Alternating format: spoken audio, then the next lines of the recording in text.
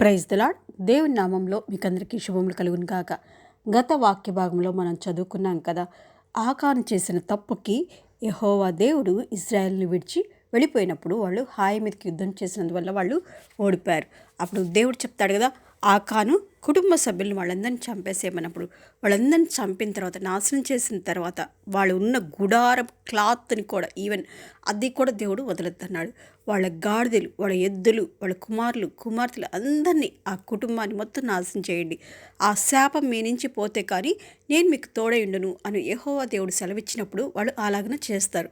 తరువాత యెహోషువ గ్రంథము 8వ అధ్యాయం మొదటి నుంచి చదువుకున్నట్లయితే, మరియు యెహోవా యెహోషువతో ఇట్లను, భయపడకము, జడియకము, యుద్ధ సన్నద్ధులైన వారిని అందరినీ తోడుకొని హాయి మీదికి పొమ్ము. చూడుము, నేను హాయి రాజును, అతని జనులను, అతని పట్టణమును, అతని దేశమును నీ చేతికి అప్పగించుచున్నాను. ఇప్పుడు చెప్తున్నాడు దేవుడు, మీలోంచి శాపం తొలగిపోయింది కాబట్టి నేను మళ్ళీ మీ మధ్యకు వస్తాను, మీకు తోడై ఉంటాను.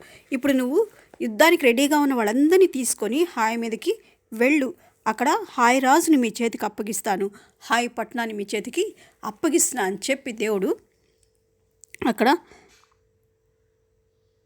వారిని అప్పగిస్తారనమాట. వాళ్ళు యుద్ధానికి పోతారు, వాళ్ళు హాయిని గెలుచుకుంటారు. తర్వాత 9వ అధ్యాయము 3వ వచనం చదువుకున్నట్లయితే, యెహోషువ ఎరికోకును హాయికిని చేసిన దానికి గిబియోను నివాసులు విన్నప్పుడు, వీళ్ళు ఫస్ట్ ఎక్కడికి వెళ్ళారు?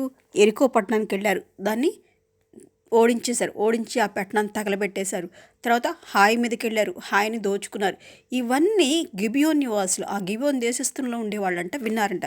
విన్నప్పుడు వాళ్ళు ఏం చేశారంటే, వారు కపటోపాయం చేసి రాయబారులమని వేషం వేసుకుని బయలుదేరి తమ గాడిదలకు పాత గోనెలు కట్టి, వాళ్ళు ఏం చేశారంటే, ఒక మోసం చేద్దాం వెళ్ళి మన మీదకి వచ్చి మన మీద కూడా మన దేశాన్ని అన్ని వీళ్ళు దోచుకొని, లేదంటే వీళ్ళు నాశనం చేస్తారేమో, తగలబెడతారేమో అని భయమేసి వాళ్ళు ఏం చేశారంటే మోసం చేయడానికి బయలుదేరారు. ఎలా అంటే, రాయబారులు మేమని చెప్పి వేషం వేసుకొని తమ గాడిదలకు పాత గోనెలు కట్టి, పాత చినిగిపోయిన అంటే ఎక్కడో నుంచి మేము ప్రయాణం చేసుకొస్తున్నాము, చాలా దూరం నుంచి అని చెప్పి పాత కనిపించాలని పాత గోనె సంచులు వాటి మీద వేశారంట.